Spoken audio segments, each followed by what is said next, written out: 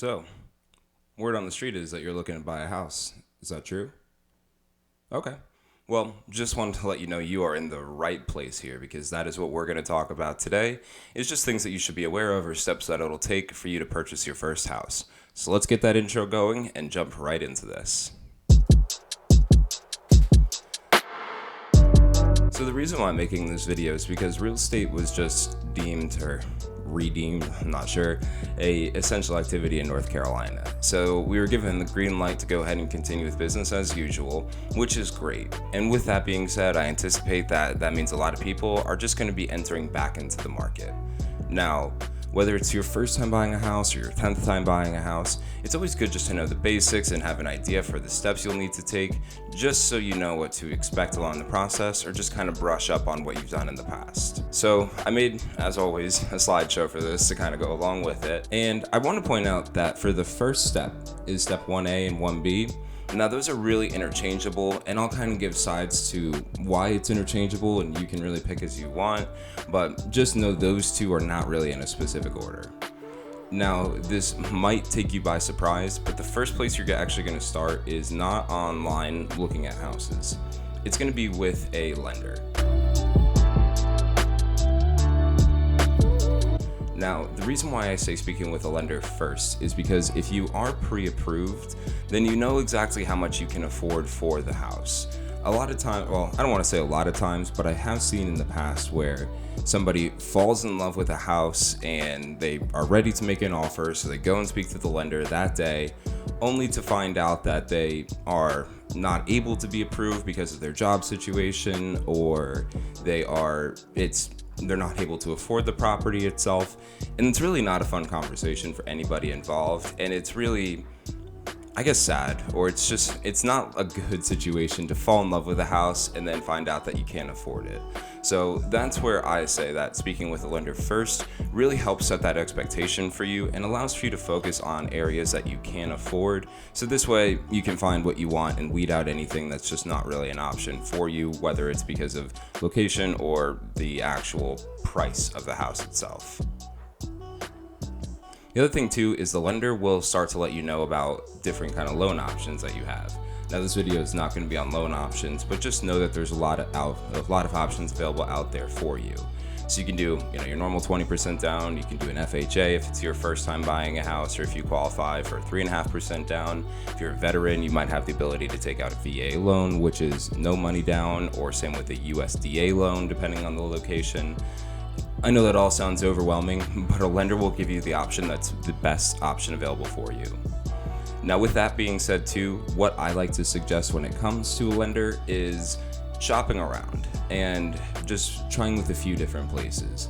Now, reason why I say that is because yes, they're going to pull your credit. Generally, if these are, a hard inquiry, then it's better to do it all in a similar time frame, because that way when they leave your credit report, they'll all be leaving your credit report at the same time, rather than almost having like a ladder of waiting for these inquiries to leave your report. So, when you're looking for a lender, just shop around for a few. Doesn't matter if your friend's a lender and you're going to go with them anyway. Still just kind of check around, because ultimately this is your money and it's what's going to be the best decision for you, both, what's going to give you peace of mind and financially the best option for you. Now, 1B. 1B is to find a real estate agent, realtor, agent, whatever you want to call them, because they are going to be the ones that not only help you with finding the house, and honestly, that's not even the first thing that the agent will do, or that's not like the most value they create is helping you search for houses. Yes, that is one way that real estate agents create value, is by helping you on that search process, because we have direct access to the MLS. But there's other things that the agent's going to help you out with. So, if you wanted to pick the agent first, they probably have a network of lenders that they've already worked with in the past, and it's somebody that they would feel comfortable referring you to for your financial situation. So they're going to have the resources that you want, whether that's a attorney for escrow, or if it's a home inspector that they trust, or if it's the lender that they trust. So they have a network of these professionals that ultimately you will engage with, and it's people they've probably had experience with in the past, so they can vouch for their quality of their work. So they'll back up the quality of the work and say, yes, this is who I send all my clients to because they do a great job and they do X, Y, Z, which is exactly what we're looking for here. The other reason why having an agent is going to be helpful for you is, first off, you'll need them to see the house as well. So a lot of houses, especially if they have like the lock key or anything along those lines, you have to be an agent to be able to get into those houses. It's just going to be helpful for scheduling those appointments. So just bear that in mind as well, that the agent's really going to be the one to get you in the door of these houses that you want to view. Lastly, the agent is also going to help you when it comes time to negotiating. Now again, this isn't a video on negotiating, this is more about the process itself, but there's a lot of different ways that you can negotiate when it comes to purchasing a house, and the real estate agent, a good agent, is going to help you negotiate to the best of their ability, not only just using, money to negotiate, but there's other ways they can work around that, and, this is what they do for a living. So, as I always say, just leave it to the professional to handle, that stuff that's associated with the industry, so you don't have to take the time to learn how to do all of that on your own. All right, so second or third tip, depending on how you want to look at it, is to cast a broad net with your search. So once you're finally looking for houses, I always suggest just, again, casting a broad net. What I mean by that is don't specify or have every filter in when you're looking on whether it's like Zillow or Trulia or Realtor.com, just because depending on how the person entered in the actual listing itself is what's going to influence those search results. So if you say that you wanted an electric fireplace, but the person that put in the listing only just put fireplace, even though it's an electric listing, or even though it's an electric fireplace, there's still a chance that it's not going to show up on your listing, or on your search results. So just always bear that in mind. If that's something you're after, by all means take a look, but you can generally see that through the pictures. So it's not something that I would include in my search results itself or my search criteria. What I would include in the search criteria is obviously put your price max, so that way you don't see anything that's out of your price range. And I guess side note to that, just because you get pre-approved for, we'll call it $400,000, does not mean you have to spend $400,000. Honestly, if you get approved for $400,000, maybe keep your price ceiling at like $375,000, because there's going to be additional costs that are going to come up along the way.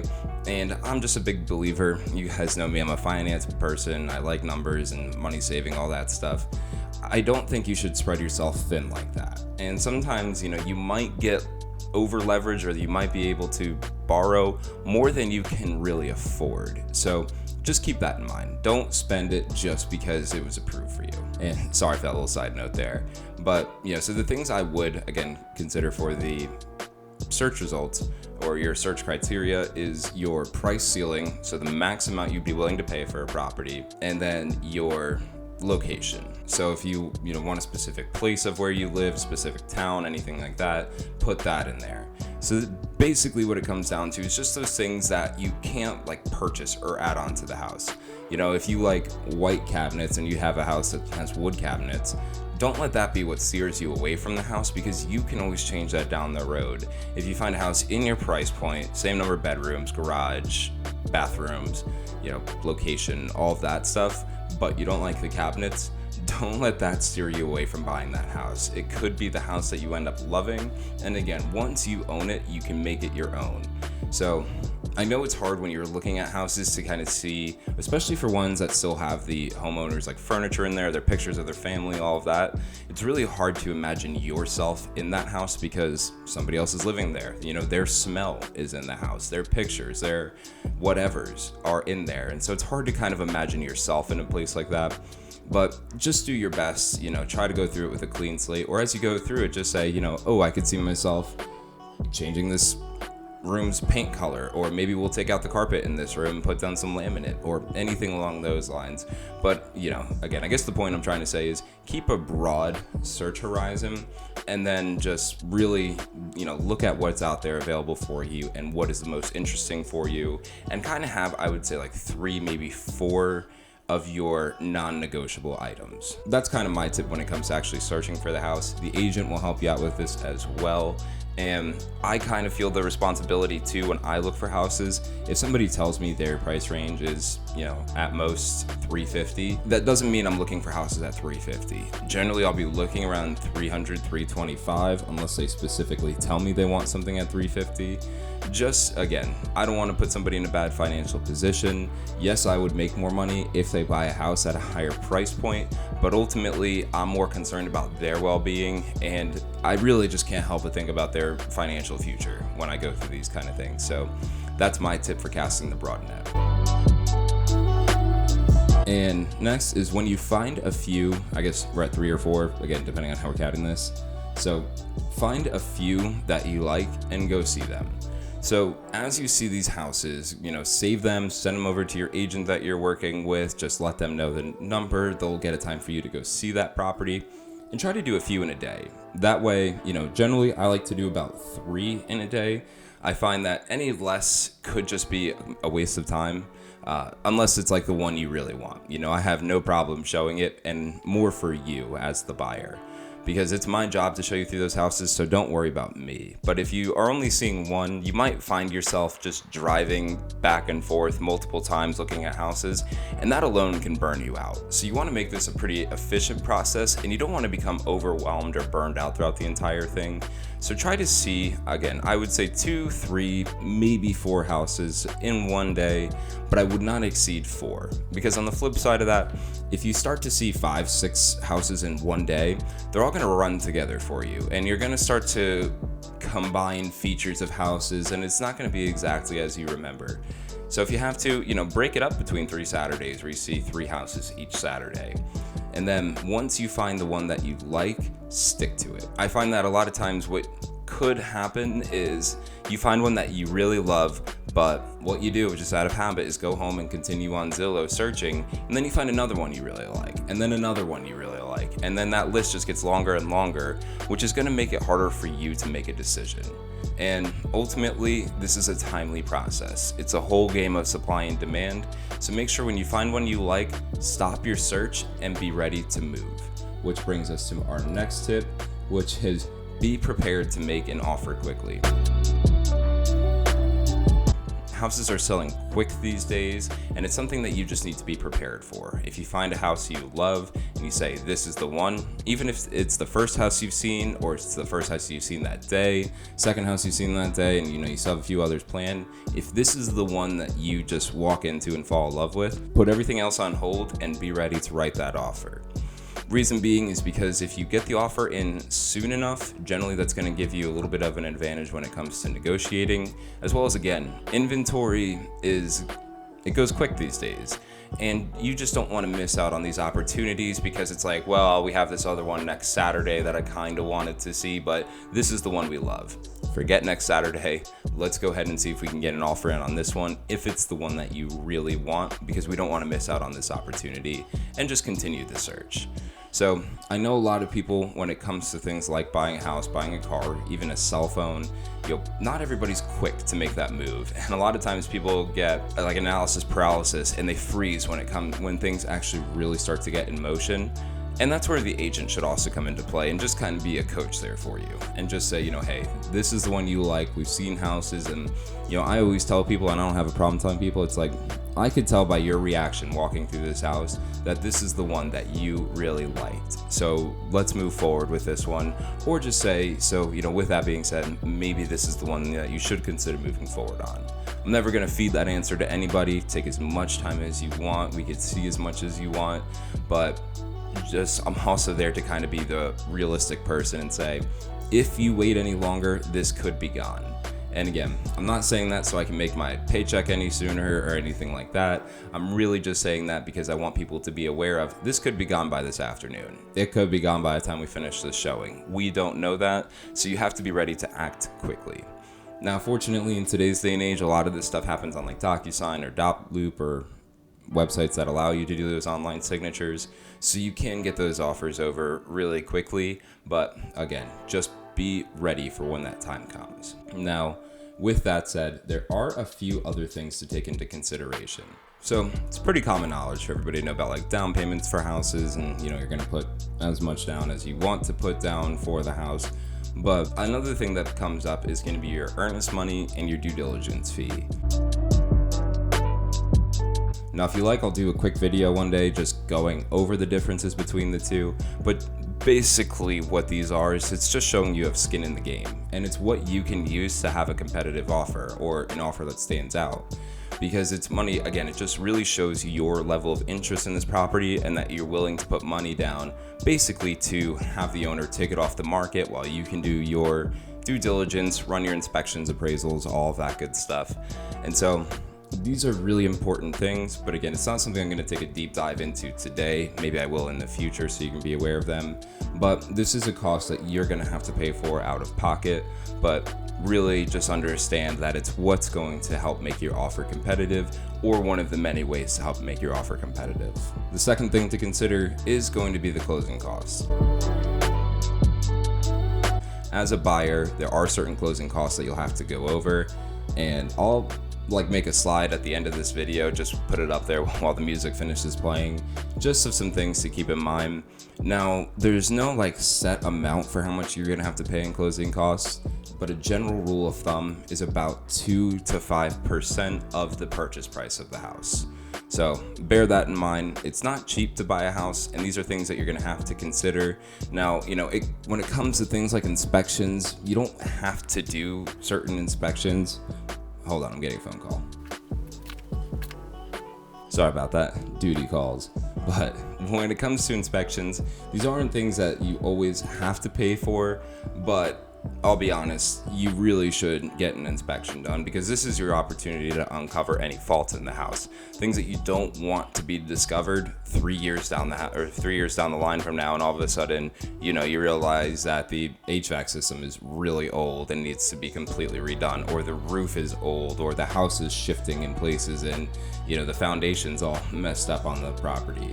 So I really do suggest, they're not cheap. Sometimes they could be a few $100s, but again, that few $100s is worth paying to potentially save yourself tens of thousands of dollars down the road.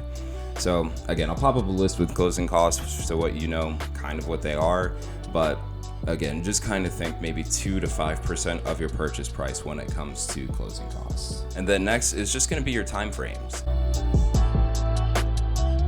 So if you are going to be looking to purchase a house 6 months from now, honestly, you can take a look, maybe explore areas that you're interested in, do your research, see what's going on in those areas, but I wouldn't start your home search 6 months in advance. Again, reason being is because the supply is not going to be the same 6 months from now. Opportunities will have come to market and they'll have already left the market. So don't set it out that far in advance. Really, you should start your home search process once you're ready and feel comfortable with making an offer on a property, because that's how quickly things move. So that's one time frame to take into consideration. The other time frame is going to be your closing. So that is something that's negotiable, and you can change that. One of the ways you can also make a competitive offer, something that stands out, is to shorten that closing time frame, just because that shows the seller that, hey, I am ready to move on this. I want this done as quickly as possible, and we want this done as easy as possible. So if we can get this done sooner than later, that's better. And my light just died, so give me one moment here. Sorry about that. It's getting a few interruptions here to finish it off, but yeah, time frames. Kind of forgot what I was talking about with those, but oh yeah, closing, you can really use that to your advantage when it comes to making your offer. Take as much time as you need, and don't say, oh, we'll do it tomorrow, because that's not going to be enough time for you to get everything done that you need to. But you can use a quick time frame towards your advantage. And again, don't look to start the search too early. So that's really all I had to say for today's video. A little longer than I anticipated, but I hope that you got some value out of this. What I will do, if you're in the Charlotte area and if you have any questions, I'll put a link below for my website. If you have any interest in looking at houses, or if you have any questions about it, you can feel free to reach out to me through there, because I'll be happy to help. If you're not in the Charlotte area but still have questions, please let me know. Leave them in the comment section down below. I'll always be happy to help out and, certainly give any information or feedback that I might be able to provide. So you could be anywhere in the world, but you're right here with me, and I really appreciate that. So thank you very much for your time today. If you liked this video, you can subscribe if you want. You can like the video. That would be super helpful so more people can see this video. But I will let you go ahead and enjoy the rest of your day, and I will see you tomorrow for Watchlist Wednesday.